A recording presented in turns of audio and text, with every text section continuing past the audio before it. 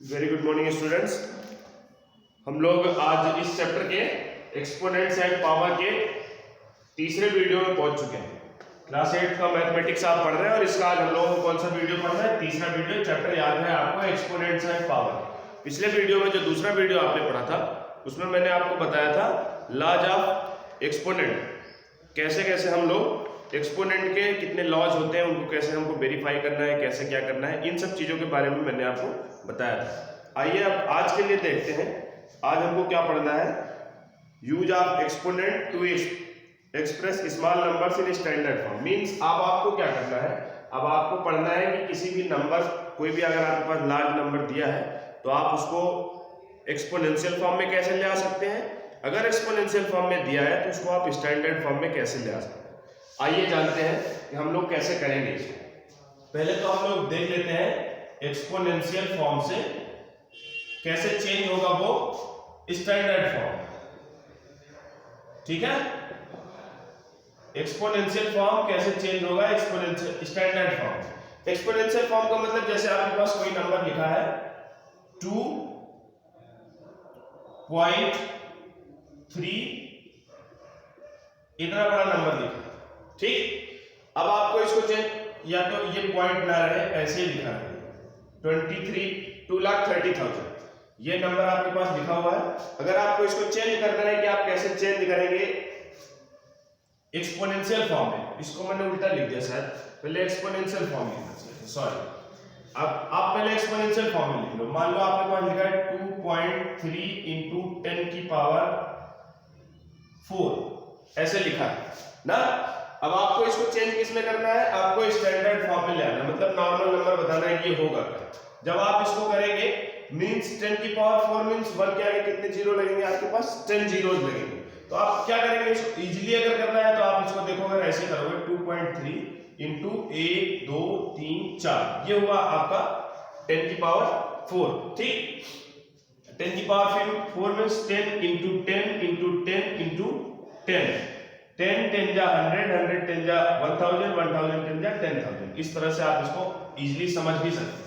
आइए अब जानते हैं कि अब क्या होगा।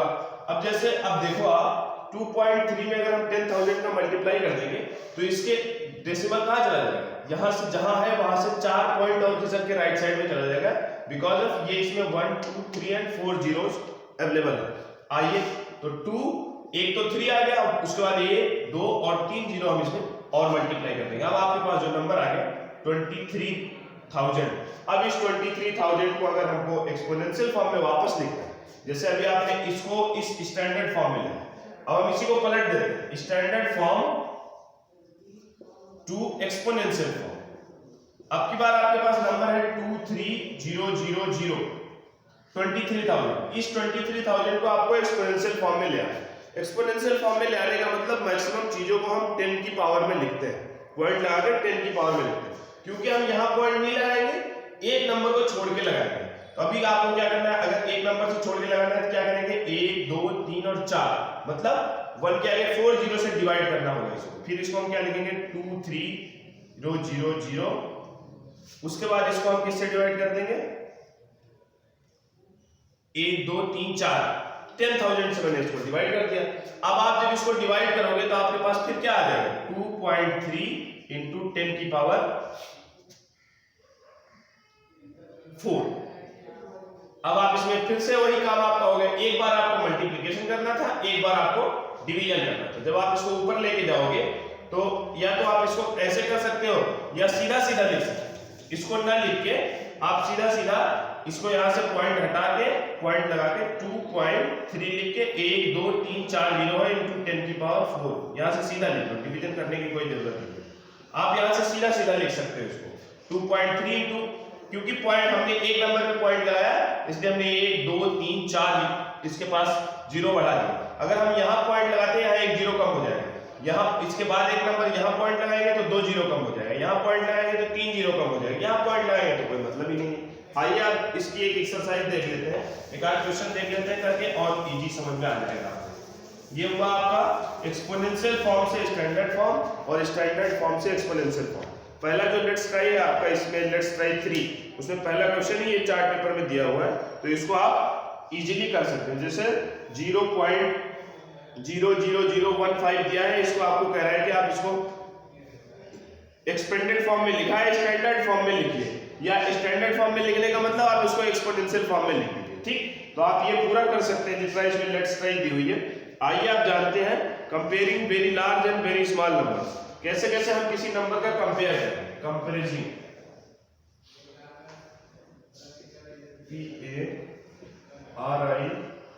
PARISON, कंपैरिजन हम कैसे करेंगे।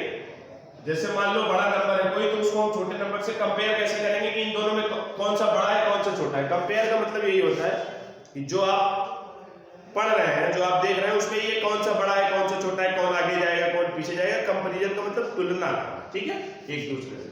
आइए जैसे इसमें ये एक एग्जांपल लिखा है कि डायमीटर ऑफ द अर्थ, इसी को देख लेते हैं। डायमीटर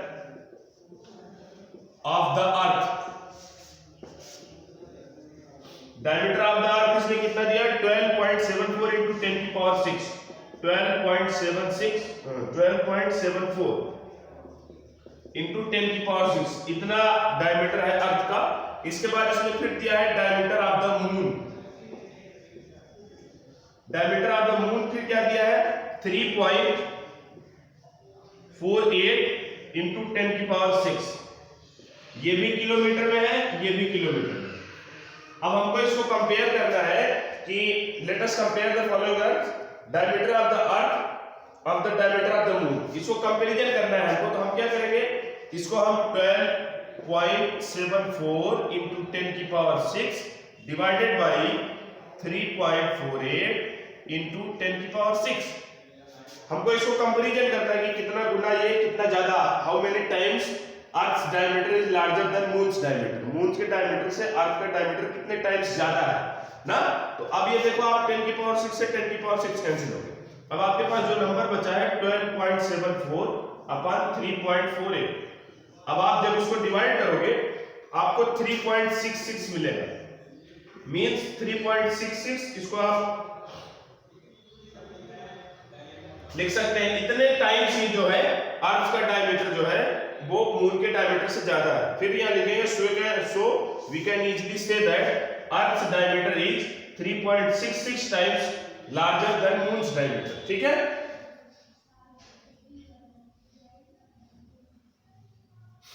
इस तरह से आप इसको सॉल्व कर सकते हैं। अब आगे जो इसमें क्वेश्चन है उसमें एडिशन है, सब्ट्रैक्शन है, तो एडिशन सब्ट्रैक्शन में भी कुछ विशेष नहीं करना है। जैसे आपको पावर को पावर के साथ ऐड करना है, नंबर को नंबर के साथ ऐड करना है, जैसे आप पहले करते आए हैं।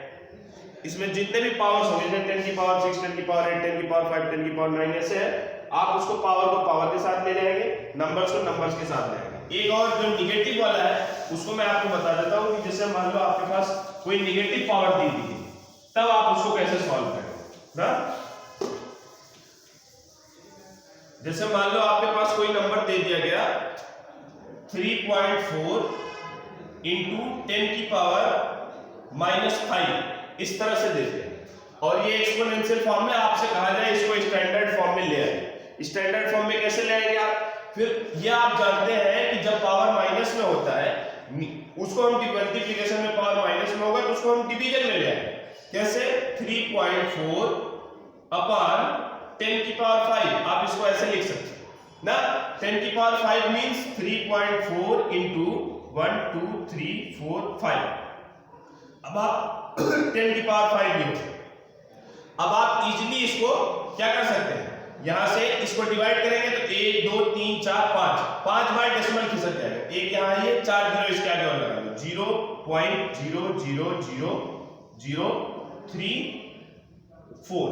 इस तरह से अगर आप इसको लिखेंगे तो आप 1 2 3 4 5 यहां डेसिमल आ जाएगा, फिर 3.4 आपका बचेगा। आप इसको इस तरह से स्टैंडर्ड फॉर्म में ले आ सकते हैं जब इस तरह का कोई एग्जांपल दिया हुआ होगा तब। ठीक है, जैसे मान लो इस तरह का दिया है पावर माइनस में, या इस तरह से दिया, इसको इस फॉर्म में ले आना है। आप नंबर्स के पहले जितने जीरो रहेंगे उसके बाद एक नंबर को काउंट करके इनटू 10 की पावर माइनस में उतना लिख देंगे। जैसे अभी इसको लिखना होगा तो हम यहां लिखेंगे 3.4 इनटू 10 की पावर 1 2 3, एक नंबर हमने यहां लिखा 1 2 3 4 5, 10 की पावर -5। इस तरह से भी आप इसको सॉल्व कर सकते हो। अब आप देखिए जो आपकी दूसरी वाली लेट्स ट्राई है, comparison earn the profit of ₹2.5 into 10 to the power 11 for 1.10 to the power 3 day in a row, एक दिन में इतना करता है, तो हम उसको what was the corporations total profit during this period. अब हम इसको क्या करना है, ऐड करना है हमको इसे। अब आप इसको इजीली ऐड कर सकते हैं, इसका 2.5 into 10 to the power 11 into 1 into मतलब एक दिन में इतना काम करता है तो वो कितना प्रॉफिट अर्न करेगा वो टोटल, ठीक। पावर ऐड हो जाएगी, 2.5 का 1 से मल्टीप्लाई हो जाएगा और 10 की पावर 11 जो है इंटू 10 की पावर 3 करेंगे तो 10 की पावर 14 हो जाएगा। आप आराम से इसको सॉल्व कर सकते हैं। अब इसमें जितने भी क्वेश्चंस आप लोग कर सकते हैं इन दोनों लेट्स ट्राई में, वो आप करिए, हमारे पास तक भेजिए। इस वीडियो को देखने के बाद जो चीजें ना समझ में आई हो उसको आप वापस से हमसे पूछ सकते हैं।